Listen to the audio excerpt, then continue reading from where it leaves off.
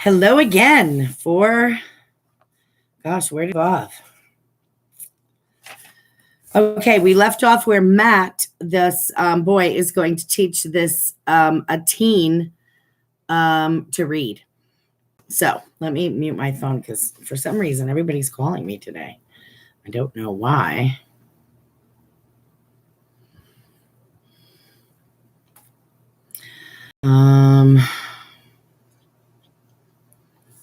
All right, so how's everybody doing? How's everything going?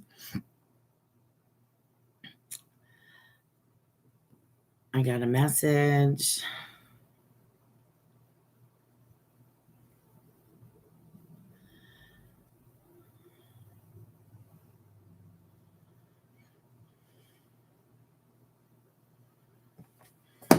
All right. This is chapter 7. Before he had had his eyes open next morning, Matt knew that something was wrong with this day. When it came back to him, he sat up with a groan. A teen. What had possessed him to give a book to an Indian? How could he possibly teach him to read? He tried to think back to the time that his mother had taught him his ABCs. He could plainly see that brown-covered primer she held in her hands. He had detested it. He had to learn the short verses printed beside each letter. A. In Adam's fall, we sinned all. That would hardly do. To be honest, he wasn't sure to this day just what it meant. He would feel mighty silly trying to explain it to a teen. Then happily he recalled another book that had been sent to his sister, Sarah, from England, with a small picture to illustrate each letter. No nonsense about Adam. A was for apple. Sarah had been luckier than he. But he had no way of making pictures. There were no apples here in the forest. What could he find for A that an Indian would understand? He looked around the cabin, T for table, though it was unlikely they would ever get as far as T. How about A for arm? That was simple enough. B, his eye fell on a leg bone of a squirrel left over from last night's meal. The stub of a candle could be C. D, door was just the word for a teen. He would certainly walk out of one fast enough and would again, no doubt, long before they got to D. He doubted that a teen would even come. Still, he had better be ready. He stirred the fire, ate a chunk of the cold Indian corn cake, set about to prepare the schoolroom. He shoved the two stools together and laid Robinson Crusoe on the table. He did not have paper or ink. He found a ribbon of birch bark in a corner and tore off a strip and sharpened a stick to a point, and then he waited. A teen came, swinging a dead rabbit by the ears. He slung it disdainfully on the table. Thank you, Matt said. That's a big one. I don't need anything else for several days. His politeness brought no response. Sit here, he ordered. He hesitated. I never thought as how I would teach anyone to read, but I figured out a way to start. Silently, the boy sat down, as straight and as rigid as a cedar post. When Matt hunched himself onto the other stool, the boy's scowl deepened. Plainly, he did not like having the white boy so close to him. A teen had no need to be finicky, Matt thought. He smelled none too sweet himself. The grease smeared on his body, even on his hair, stunk up the whole cabin. It was supposed to keep off mosquitoes, he'd heard, but he thought he'd rather have the pesky insects instead. He drew a letter on the birch bark. This is the first letter, he explained. A, for arm. He repeated this several times, pointing to his own arm. A teen kept up his stubborn, scornful silence. Matt set his jaw. He could be stubborn too, he decided. He opened Robinson Crusoe. We'll pick out all the A's on this page, he said, trying to control his impatience. He pointed. Now you show me one. A teen stared straight ahead in silence. Then, to Matt's astonishment, he grudgingly laid a grubby finger on the letter A. Good, said Matt, copying the word sackness used so often. Find another. Suddenly, the boy broke his silence. White man's book foolish, he scoffed. Write arm, arm, arm, all over paper. Puzzled at first, Matt saw his mistake. Hundreds of other words begin with A, he explained, or have A's in them. There are 25 more letters. The teen scowled. How long, he demanded. What do you mean? How long a teen learns signs in book? It will take some time, Matt said. There are a lot of long words in this book. 1 moon? 1 month? Of course not. It might take a year. With a swift jerk of his arm, a teen knocked the book from the table, and before Matt could speak, he was out of the cabin and gone. I reckon that's the end of the lessons, Matt said to himself, and cheerfully he began to skin the rabbit. By the next morning, he was half sorry the boy would not be coming again. He didn't know whether he was annoyed or relieved when a teen walked through the door without a sign of greeting and sat down at the table. Matt decided to skip Beaver Bone. In the night, he had thought of a better way. This book isn't a treaty, he began. It's a story. It's about a man who gets shipwrecked on a desert island. I'll read some of it out loud to show you. He opened Robinson Crusoe at the first page and began to read. I was born in the year 1632 in the city of York. He stopped. He remembered suddenly how the first time he tried to read this book, he had found that first page so dull he had come close to giving up right there. He better skip the beginning and get on with the story if he wanted to catch a teen's attention. I'll read the part about the storm at sea, he said. He had read the book so many times that he knew exactly where to find the right page. Taking a deep breath, as though he were struggling in the water himself, he chose the page where Robinson Crusoe was dashed from the lifeboat and swallowed up in the sea. Nothing can describe the confusion of thought which I felt when I sunk into the water, for though I swam very well, yet I could not deliver myself from the waves as to draw breath, and for I saw the sea come after me as high as a great hill and as furious as an enemy. Matt looked up from the page. There was not a flicker of interest in the boy's face. Had he understood a single word? Discouraged, he laid down the book. What did a storm at sea mean to an Indian who lived all of his life in the forest? Well, he said lamely, it gets better as you go along. Once more, a teen took him by surprise. White men get out of water, he asked. Oh, yes, Matt said, delighted. Everyone else on the ship is drowned, and he gets thrown up all alone on an island. The Indian nodded. He seemed satisfied. Shall I read more of it? A teen nodded again. Go on, he said. Come back. Seba. Seba is morning, if you remember. The next morning, there was no question of beef or bone. Matt had the book open and waiting at the part he wanted to read. This is about the morning after the storm, he explained. Robinson Crusoe looks out and sees that part of the ship hasn't sunk yet. He swims out and manages to save some things and carry them to shore.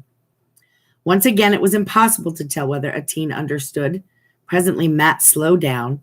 It was discouraging, reading to a wooden post, but a teen spoke at once. White man not smart like Indian, he said scornfully. Indian not need thing from ship. Indian make all thing he need. Disappointed and cross, Matt put the book down. They might as well get on with the alphabet. He drew B on birch bark. After a teen was gone, Matt kept thinking about Robinson Crusoe and all the useful things he managed to salvage from the ship. He found a carpenter's chest, for instance, a bag of nails, 2 barrels of bullets, and a dozen hatchets. A dozen. Why, Matt and his father had come up here to Maine with 1 axe and an adze. They had cut down trees and built this whole cabin and the table and the stools without a single nail. Crusoe had found a hammock to sleep in instead of prickly hemlock boughs. He could see now how it must have sounded to a teen. Come to think of it, Robinson Crusoe had lived like a king on that desert island. A few mornings later, at the end of the lesson, Matt delayed a teen. How did you kill that rabbit? He asked, pointing to the offering a teen had thrown on the table. There's no bullet hole in it. Indian not use bullet for rabbit, a teen answered scornfully. Then how? There's no hole at all. For a moment, it seemed that a teen would not bother to answer, and then the Indian shrugged. A teen show, come. Matt was dumbfounded. It was the first sign that the Indian had given of what exactly? He had not sounded friendly, but there was not time to puzzle this out right now. The teen was walking across the clearing, and he apparently expected Matt to follow. Pleased and curious, Matt hobbled after him, grateful he no longer needed his crutch. At the edge of the clearing, the Indian stopped and searched the ground. Presently, he stooped down under a black spruce tree, poked in the dirt, and jerked up a long snake-like root. He drew from a leather pouch at his belt a curious sort of knife. The blade curved into a hook, and with one sure stroke, he split one end of the root, then peeled off the bark by pulling at it with his teeth. He separated the whole length into two strands, which he spliced together by rolling them against his bare thigh. Then he searched about in the bushes till he found two forked saplings, about 3 feet apart. He trimmed the twigs from these, drawing his knife toward his chest as Matt had been taught not to do. Then he cut a stout branch and rested it lightly across the forks of his saplings. From the thread-like root, he made a noose and suspended it from the stick so that it hung just above the ground. He worked without speaking, and it seemed to Matt that all of this took no time at all. "Rabbit run into trap," he said. "Pull stick into bush, white boy can kill." "Golly," said Matt, filled with admiration. "I hadn't thought of making a snare. I didn't know you could make one without string or wire." "Make more," Ateen ordered, pointing in the woods. "Not too close." After Ateen was gone, Matt managed to make 2 more snares. They were clumsy things, and he was not proud of them. Splitting a slippery root, he discovered, was not as easy as it looked. He spoiled a number of them before he mastered the trick of splicing them together. They did not slide as easily as the one Ateen made, but they seemed strong enough. The next morning, he showed his traps to Ateen. He had hoped for some sign of approval, but all he got was a grunt and a shrug. He knew that to Ateen his work must look childish. However, on the 3rd day, one of his own snares had been upset, though the animal got away. The day after that, to his joy, there was actually a partridge struggling to free itself in the bushes where the stick had gotten caught. This time, the grunt with which Ateen rewarded him sounded very much like his grandfather's good. Silently, the Indian watched as Matt reset the snare. Then they walked back to the cabin, Matt swinging his catch as nonchalantly as he had seen Ateen do it. "You don't need to bring me any more food," he said. "I'll catch my own meat from now on." Nevertheless, Ateen continued to bring him some offering every morning, not always fresh meat. He seemed to know exactly what Matt had finished the last scrap of rabbit or duck, and sometimes he brought a slab of corn cake or a pouch full of nuts, once a small cake of maple sugar. Plainly, he felt bound to keep the terms of his grandfather's treaty. Matt stuck to his part of the bargain as well, though the lessons were an ordeal for both of them. Matt knew well enough what a poor teacher he was. Sometimes it seemed that Ateen was learning in spite of him. Once the Indian had resigned himself to mastering 26 letters, he took them in a gulp, scorning the childish candled door and table that Matt had devised. Soon he was spelling out simple words. The real trouble was that Ateen was too contemptuous. That whole manner of white man's words seemed to him to be nonsense. Impatiently, they hurried through the lessons to get on with Robinson Crusoe. Matt suspected that the only reason Ateen agreed to come back day after day was that he wanted to hear more of the story. Skipping over the pages that sounded like sermons, Matt chose the sections he liked the best. Now he came to the rescue of the man Friday. Ateen sat quietly, and Matt almost forgot him in his own enjoyment of his favorite scene. There was a mysterious footprint on the sand, the canoes drawn up the lonely beach, the strange, wild-looking man with 2 captives. One of the captives they mercifully slaughtered. The fire was set blazing for a cannibal feast. Then the second captive made a desperate escape, running straight to where Crusoe stood watching. 2 savages pursued him with horrid yells. Matt glanced up from the book and saw Ateen's eyes were gleaming. He hurried on. No need to skip here. Crusoe struck a mighty blow at the first cannibal, knocking him senseless. Then, seeing that the other was fitting an arrow into his bow, he shot and killed him. Matt read on. The poor savage who fled but had stopped, though he saw both his enemies had fallen, yet was so frightened with the noise and fire of my piece that he stood stock still, neither came forward nor went backward. I hallooed again to him and made signs for him to come forward, which he easily understood, and came a little way, then stopped again. He stood trembling as if he were taken prisoner and just been to be killed, and his two enemies were. I beckoned to him again to come to me and gave him all signs of encouragement that I could think of, and he came nearer and nearer, kneeling down every 10 or 12 steps in a token of acknowledgement for saving his life. I smiled at him and looked pleasantly and beckoned to him to come nearer still.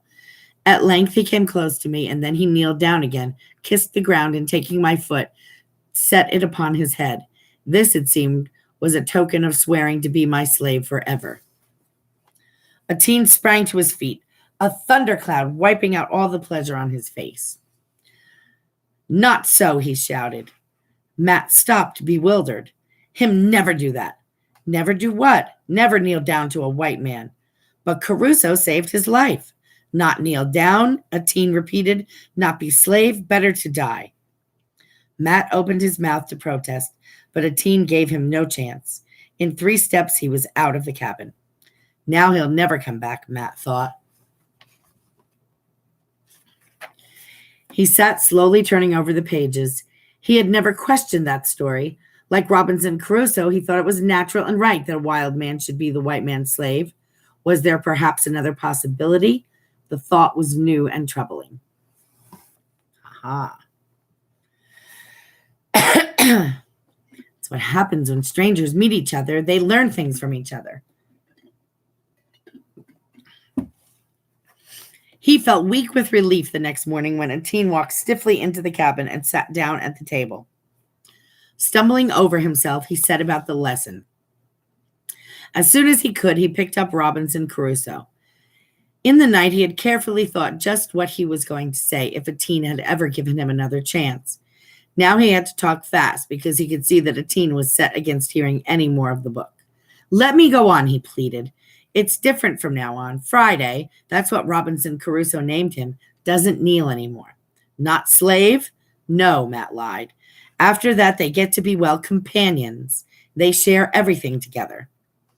Ignoring the suspicion on Ateen's face, Matt began hurriedly to read.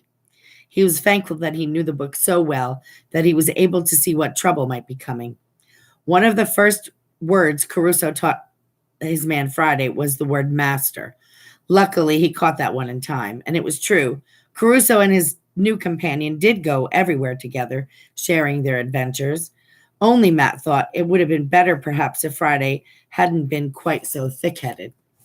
After all, there must have been a thing or two about that desert island that a native who had lived there all his life could have taught Robinson Crusoe. When Matt closed the book, Ateen nodded. Then, as so many times before, he took Matt by surprise. You like go fish? He asked. I sure would, Matt said gratefully. Stopping to pick up his fish pole from beside the door, he ran to overtake the Indian boy who strode ahead. He knew his grin was stretching from ear to ear, but he couldn't hide his feelings as Ateen did. They walked some distance, Matt managing to keep pace with the Indian's swift stride, determined not to let Ateen know his ankle was aching. They seemed to be following no particular trail.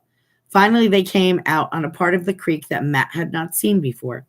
It was shallow here, studded with rocks and pebbles, so that the water rippling over them made little rapids or collected in little quiet pools.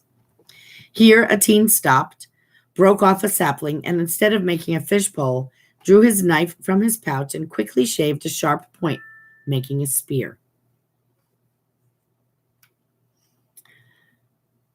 Then he stepped gently into the stream, and Matt stood watching.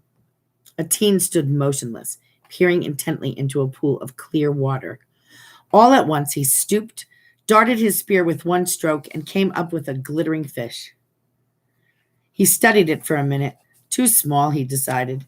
To Matt's astonishment, he spoke to the fish quite solemnly, a few incomprehensible words, and then tossed it back into the stream.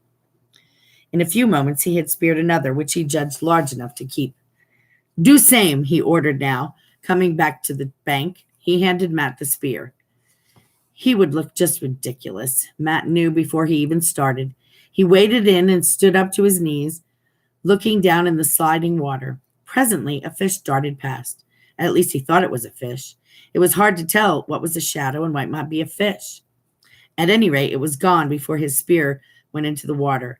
Presently he saw another, this one quite definitely a fish, calmly drifting in the pool. He jabbed at it hopelessly. He was sure his stick actually touched the slippery thing. He lunged at it, lost his footing, and went down with a splash that would scare off any fish for miles around. When he came up dripping, he saw Atene watching him with a horrid grin. Suddenly he felt hot in spite of the icy water. Why had Atene brought him out here anyway? Had Atene just wanted to show off his own cleverness and to make Matt look more clumsy than ever? Was this Atene's answer, in case Matt had any idea in his head about it being a Robinson Crusoe? For a moment, Matt glared back at Atene with a scowl as black as any Indian's. Then he wiped his nose with the back of his hand and sloshed to the bank. He snatched out his own pole and line. He poked about under the wet leaves and found a good juicy worm and fitted it with his hook. "I'll do it my own way," he said. "I can catch plenty of fish with this, and that's what matters." Atene sat on the bank and watched. To Matt's satisfaction, in no time there was a tug on the line, a strong one. An impressive-looking fish rose to the surface, thrashing fiercely. Matt gave a jerk, and the line came swinging out of the water so suddenly that he almost lost his footing again. It was empty. "Fish broke line," Atene observed, as if anyone couldn't see that. Furious at Atene, at the fish, and at himself, Matt examined the break, unable to face the Indian. He had lost more than a good fish. His hook had disappeared as well, the only hook he had. Without even getting to his feet, he reached out and broke off a twig on the maple sapling. Out came the crooked knife again, and in a few strokes he cut a piece as long as his little finger, carved a groove around the middle, and whittled both ends to sharp points. Now he stepped into the water and tied Matt's line expertly around the groove, put on 2 worms, cover up all hook. He didn't offer to find the worms. Matt had lost all interest in fishing. He knew that somehow or another he would provide more amusement for Atene, but he couldn't refuse. He didn't have to wait long before a fish caught hold. This time he landed it neatly. "Good," said Atene. "Big." Matt was trying to get it off the line. He swallowed the whole hook. Better white man's hook," Atene said. "Turn around inside fish, not get away." Back on the bank, Matt slit the fish and extracted his hook and his line. But the thin twig had broken in half. "Easy make new hook," Atene said. "Make many hooks." Of course, looking at the simple thing in his hand, Matt realized he'd never again need to worry about losing a hook. He could make a new one whenever he happened to be. It was another necessary thing that Atene had showed him, just as he had made the snare. He wasn't sure why Atene had bothered, but grudgingly he had to admit that Atene had proved to him once again that he didn't always have to depend on white man's tools.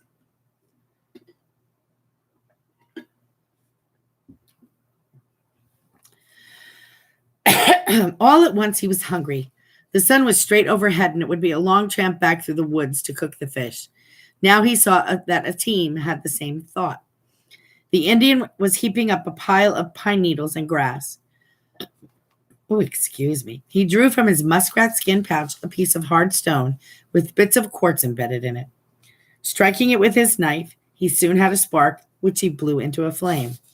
I could have done that myself, Matt thought. In fact, he had done it many times, but he had not realized that he could use a common stone as well as flint. "Get fish ready," Atene ordered, pointing to the 2 fish on the bank. Matt did not like his masterful tone, but he did as he was told. By the time he had the 2 fish split and gutted and washed in the creek, Atene had a fire blazing. Matt was curious to see how he would go about cooking it. He watched as Atene cut 2 short branches, bending them first to make sure they were green. He trimmed and sharpened them rapidly. Then he thrust a pointed end into each fish from head to tail. A small green stick was set crosswise inside the fish to hold the sides apart. He handed 1 stick to Matt. One on each side of the fire, the 2 boys squatted and held their sticks to the blaze. From time to time, Atene fed the fire with dry twigs. When the flesh was crisp and brown, they ate, still silently. Matt licked his fingers. His resentment had vanished along with his hunger. "Golly," he said, "that was the best fish I ever ate." "Good," said Atene. Across the fire, he looked at Matt and his eyes gleamed. He was laughing again, but somehow not with scorn. What did you say to the fish you threw back? Matt said, still curious. I say to him not to tell other fish, Ateen said, not to scare away. You actually think the fish understood? Ateen shrugged. Fish know many things, he replied. Matt sat pondering this strange idea. Well, it seemed to work, he said finally. At least the other fish came along. A wide grin slowly spread across Ateen's face, and it was the first time Matt had seen him smile.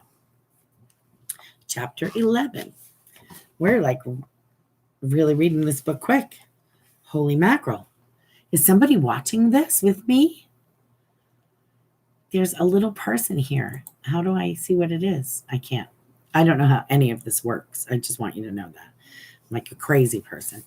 Anyway, chapter 11. One morning, Matt laid his sticks in a row, 7 sticks, each with 7 notches. Remember, his father told him to do that for a week, so that how long it would take for them to come back. That meant it was well into August. The silk tassels were glistening on the corn stalks. The hard green pumpkins nestling underneath the stalks were rounding out and taking on a coating of orange. It was time for his father to be coming. At any moment, he might look out and see him walking into the clearing, bringing his mother and Sarah and the new baby. It was strange to think there was a member of the family he had never seen. Was it a boy or a girl? It would be a fine thing to have them sitting around the table again. He hoped his mother would take over the reading lessons, which were going badly.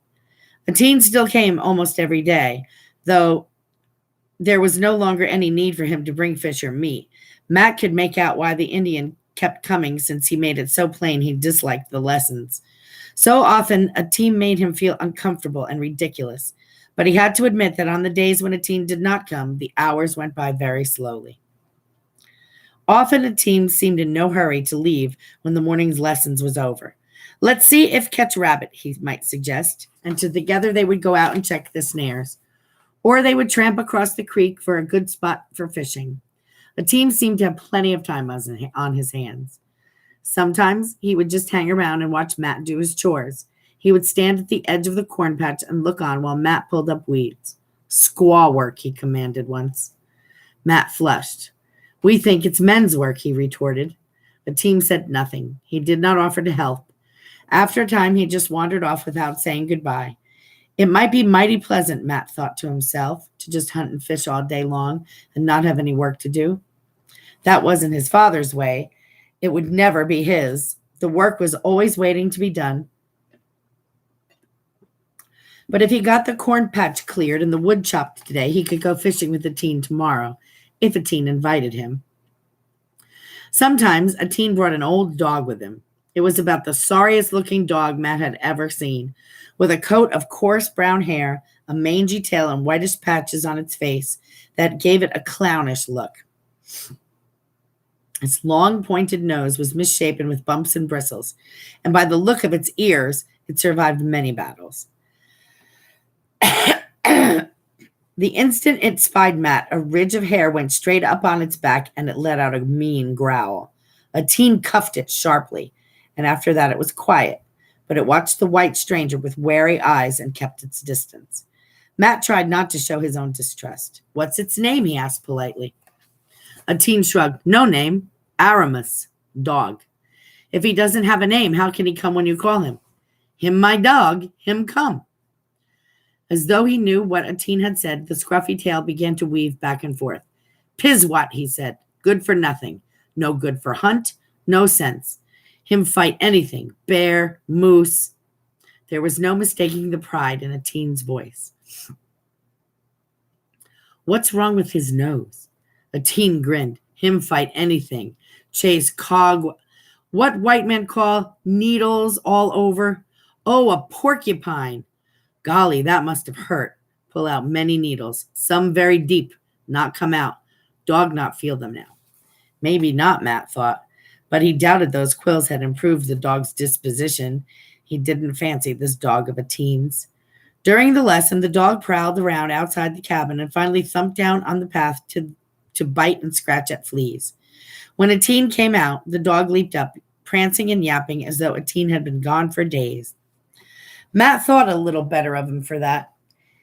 It minded him how his father's dog had made a fuss every time his father came home. The old hound must have just wagged his tail off when my father came back from Maine.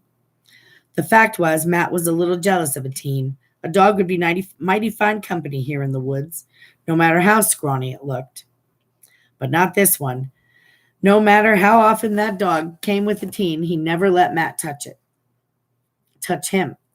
Nor did Matt like him any better. He was certainly no good at hunting.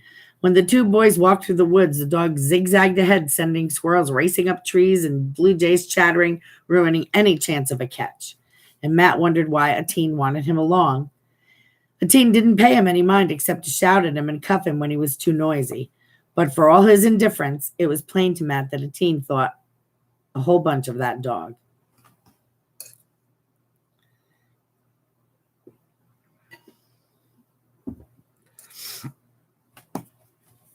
A teen had not brought the dog with him the day that he led Matt a long distance into a part of the forest that Matt had never seen. Following after him, Matt began to feel uneasy. If a teen should take off suddenly, as he had a way of doing, Matt was not sure he could find his way back to the cabin. It occurred to him that a teen knew this, that perhaps a teen had brought him so far just to show him how helpless he really was, how all the woods in a white man's book were of no use to him in the woods. Yet he did not think it would happen. For some reason, he could not explain to himself, he trusted a teen. He didn't really like him. When the Indian got that disdainful look in his eye, Matt hated him. But somehow, as they sat side by side, day after day, doing the lessons that neither of them wanted to do, something had changed. Perhaps it had been Robinson Crusoe or the tramping through the woods together. They didn't like each other, but they were no longer enemies. When they came upon a row of short tree stumps, birch and aspen, cut off close to the ground, Matt's heart gave a leap. Were there settlers nearby or Indians? This was no proper clearing.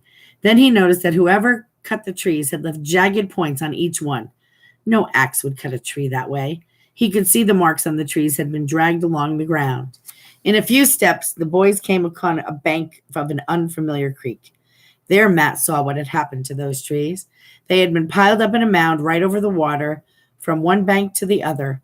Water trickled through them in tiny cascades.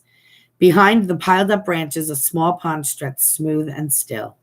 "It's a beaver dam," he exclaimed. "The first one I've ever seen." "Qua bit," said a teen. "Have red tail.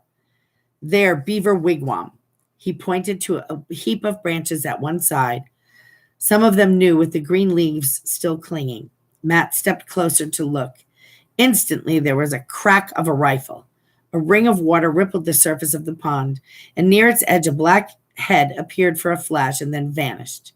The teen laughed at the way that Matt had started. "Beaver make big noise with tail," he explained. "I thought someone shot a gun," Matt said. "I wish I had my rifle now." A teen scowled. "No shoot," he warned. "Not white man, not Indian, young beaver not ready." He pointed to the tree nearby. "Sign of beaver," he said. "Belonged to family." Carved on the bark, Matt could make out the crude figure of an animal that could, with some imagination, be a beaver. "Sign show Beaver House belonged to people of Beaver," a teen explained. "By and by, when young beaver all grown, people of Beaver hunt here. No one hunt but people of Beaver." "You mean, just from that mark on that tree, another hunter would not shoot here?" "That is our way," a teen said gravely. "All Indian understand." Would a white man understand? Matt wondered. He thought of Ben with his stolen rifle. It wasn't likely Ben would respect Indian signs. He must remember to warn his father. When it seemed that the beaver did not intend to show itself again, the two boys climbed back up the bank. At the row of stumps, a teen halted and signaled for Matt to go ahead. "Show way to cabin," he ordered. All Matt's suspicions came rushing back. Did a teen intend to sneak off behind his back and leave him?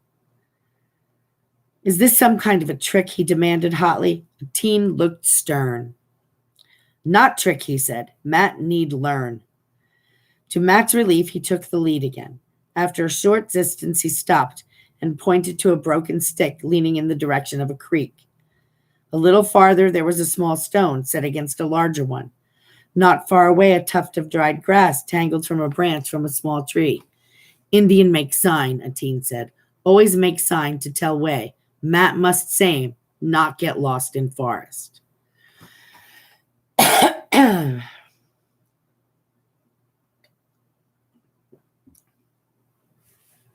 So they're teaching each other.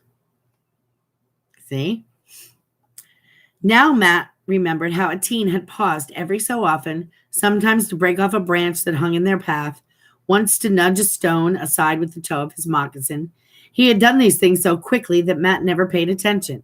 He saw now that a teen had been carefully leaving markers. Of course, he exclaimed. My father always made blazes on trees with his knife. A teen nodded. That white man's way. Indian maybe not want to show where he go, not want hunters to find Beaver house. So these were secret signs. Nothing anyone following them would notice. It would take sharp eyes to find them, even if they knew where they were. Matt do same, a teen repeated. Always make sign to show way back. Matt was ashamed of his suspicions.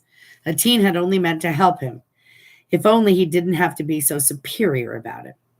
He plodded along behind a teen, trying to spot the signs before a teen could point them out. All at once, as a thought struck him, he almost laughed out loud. He remembered Robinson Crusoe and his man Friday. He and a teen had sure enough turned that story right about. Whenever they went a few steps from the cabin, it was the brown savage who strode ahead, leading the way, knowing just what to do, and quickly and skillfully. And Matt, the puny sort of Robinson Crusoe, tagged along behind, grateful for the smallest sign that he could do anything right. It wasn't that he wanted to be a master, and the idea of a teen being anyone's slave was not to be thought of. He just wished he could make a teen think a little better of him. He wanted a teen to look at him without that gleam of amusement in his eyes. He wished it were possible for him to win a teen's respect. Nobody's in my live thing. How do I get people to come to my live thing? As though a teen sensed that Matt was disgruntled, he stopped, whipped out his knife, and neatly sliced off 2 shining globs of dried sap from a spruce. He grinned and held one of these out like a peace offering. Chaw, he ordered. He popped the other piece in his mouth and began to chew with evident pleasure. Gingerly, Matt copied him. The gob fell to pieces between his teeth, filling his mouth with bitter juice. He wanted to spit it out in disgust, but a teen was plainly enjoying the stuff, so he stubbornly forced his jaws to keep moving. In a moment, the bits came together in a rubbery gum, and the first bitterness gave way to a fresh, piney taste. To his surprise, it was very good. The 2 boys tramped on, chewing companionably. Once more, Matt acknowledged to himself the team had taught him another secret of the forest. I'm going to read this last chapter 12, and then we'll end at chapter 13. I must have a bow, Matt decided one morning. He was envious of the bow that a teen often carried on his shoulder and of the blunt arrows he tucked into his belt. Only the day before, Matt was watching him swing it suddenly into position and bring down a flying duck. A teen had picked up the dead bird carefully and carried it away with him. No doubt the Indians would find some use for every scrap of bone and feather. Matt knew by now that a teen never shot anything just for the fun of it. With a bow and a little practice, Matt thought he might get a duck for himself. It would be a fine change from his usual fish. He had no doubt he could shoot with a bow. In fact, he had made them years ago back in Quincy. Is somebody there watching? Uh-oh. I made the page go away. Oh, well. Okay. He and his friends had played at Indians, stalking each other through the woods and whooping out from behind trees. They had even practiced half earnestly shooting at a target. How could he have known that someday he might actually need the skill? He cut a straight branch, notched it at either end, and stretched tight a bit of string his father had left. Arrows he whittled out of slender twigs, but something was definitely wrong. His arrows wobbled off in odd directions or flopped on the ground a few feet away. He chagrined When the next morning a teen came walking out of the woods and surprised him at his practice. A teen looked at the bow. Not good wood, he said at once. I get better. He was very exacting about the wood he chose. He searched along the edge of the clearing, testing saplings, bending slender branches, discarding one after another, until he found a dead branch of ash about the thickness of 3 fingers. He cut a rod almost his own height and handed it to Matt.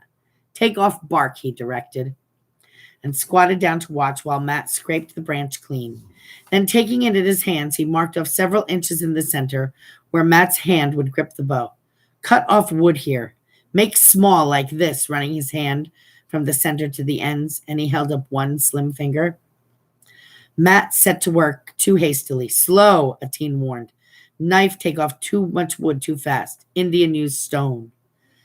Under the Indian's critical eye, Matt shaved down the branch, paring off the thinnest possible shavings. The slow work took all his patience.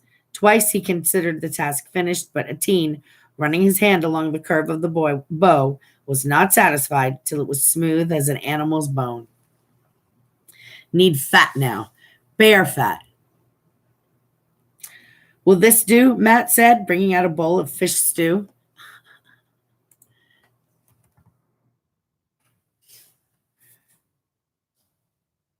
Carefully, with a bit of bark, a teen skimmed off the droplets of oil that had risen to the surface. He rubbed the oil from one end of the bow to the other till the bare wood glistened. Matt's frayed bit of string he cast aside. Instead, he set about making a bowstring as he had made the snare, a long strand of spruce root. This took most of the morning as he patiently twisted the strands together, rolling them against his thigh to make them even and smooth. Finally, he tied one end to a notch in the bow and began slowly to bend the wood. The bow seemed to Matt to be as stiff as iron. It seemed impossible that it would bend, but it slowly yielded till the string slipped over the notch on the other end. The bow was finished. It's a beauty, Matt told him, filled with admiration at their joint handiwork. A teen gave a grunt of satisfaction. Shoot pretty good, he said. One day make better. Indian take long time, leave wood many days till ready. Before he left, a teen cut 4 slender shoots of a birchwood. Best for arrow, he explained, marking off with his hands a length of about 2 feet. He left Matt to do the whittling for himself. Matt was delighted with the bow, but shooting it was another matter. It was not in the least like the flimsy thing he had created. It took all his strength to draw back that string. When he released its arrow, it flew with astonishing power somewhere into the underbrush, anywhere but where he aimed it. As fast as he could make new arrows, he lost them. But he was determined. He pegged a target of birch bark against a tree and shot at it grimly, his arrows closer and closer with every day's practice. The heel of his hand was blistered from the stinging snap of the string. The team did not offer him any further advice, but when the root string began to fray, he brought him one day a fine bowstring of twisted animal sinew, which would last for a long time. Using the new string, Matt would frequently nick the edge of his target. Soon, he promised, the squirrels would have more respect than to frisk about so boldly over his head. All right, so that's where I'm going to stop. Adrian, are you still there?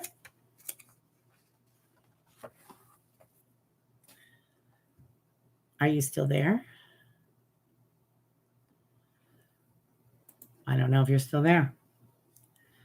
I guess so, because there's 2 little people on my screen up there. You are there. So how are you? What's new?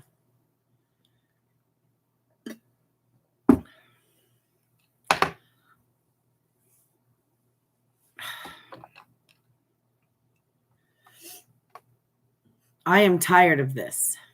I want to go out of my house.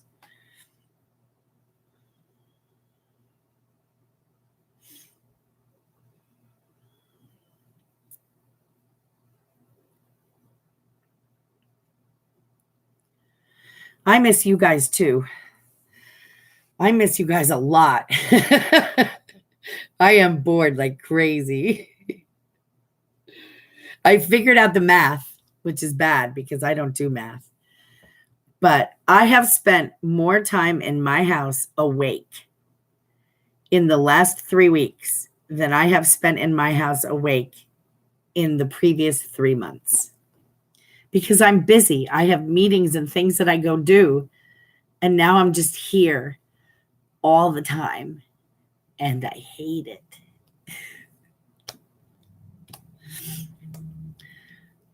So that's all. I have to get tires on my car. So it's going to be a big adventure. Nadine's big adventure gets tires. But I got those big papers that I had on the board. So I can, I don't know if I need to, but if I need to do school stuff on those big papers. I brought that little desk home from school, the one that had the lamp on it by the pencil sharpener. I broke my pencil sharpener when I was packing. Gonna have to get a new one. So what have you been doing? Yeah, I dropped it and that little cup broke. Have to get another one.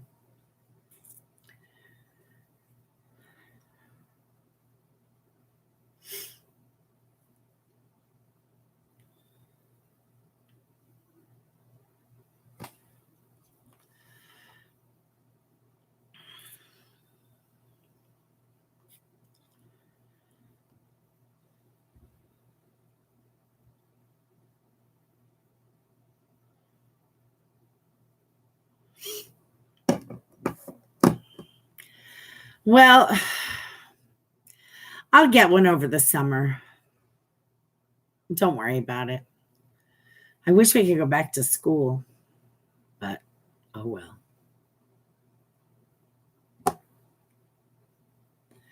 So you have to come and listen to my books. Bring other people, then we could chat and I could type things and it could be fun. Otherwise, it's just me reading. It's very boring. All right. I love your face. I'll talk to you later. Did you get the do you have an email?